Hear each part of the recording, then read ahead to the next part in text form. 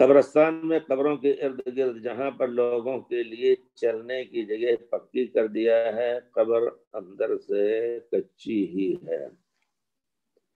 قبر کے اندر اگر ہر قبر کے بیچ میں، ہر ایک دوسرے قبر کے بیچ میں چلنے کی جگہ کو پکی کر دینا، یہ بھی غلط ہے، اس کی ضرورت نہیں ہے، اسراف ہے، یا پھر آئندہ اس کے ذریعے سے فتنے کا خطرہ ہے۔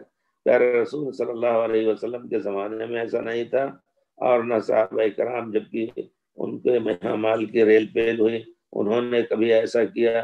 یہاں تک کہ کتبہ لکھنے کے بارے میں بھی حدیث میں نہیں آئی ہے، نہیں لکھنا ہے، البتہ کچھ دنوں کے لیے یاد کرنے کے لیے آدمی رکھ لیتا ہے۔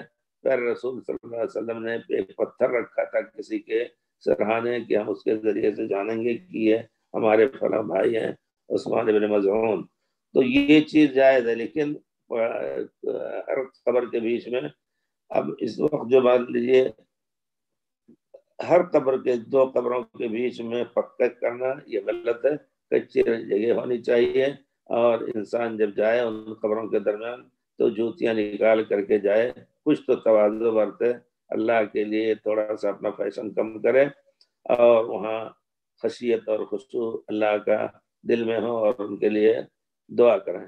لیکن اور چلنے کی جگہ جس طرح بنا دی گئی ہے، اگر وہ قبروں سے خالی ہے تو اس طرح بنا دینا جائز ہے۔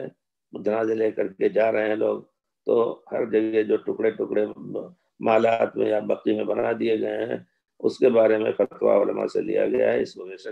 لیکن ہر قبر دو قبروں کے درمیان پکی کر دینا یہ بھی چیز سنت کے خلاف ہے۔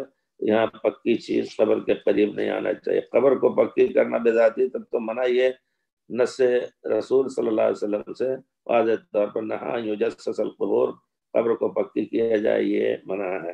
تو اسی طرح کہیں ایسا نہ ہو آہستہ آہستہ ارد گرد پکی کرنے کے بعد قبر کو بھی پکی کرنے لگے لوگ، اس وجہ سے اسباب شرک یا اسباب گناہ سے بچنا چاہیے۔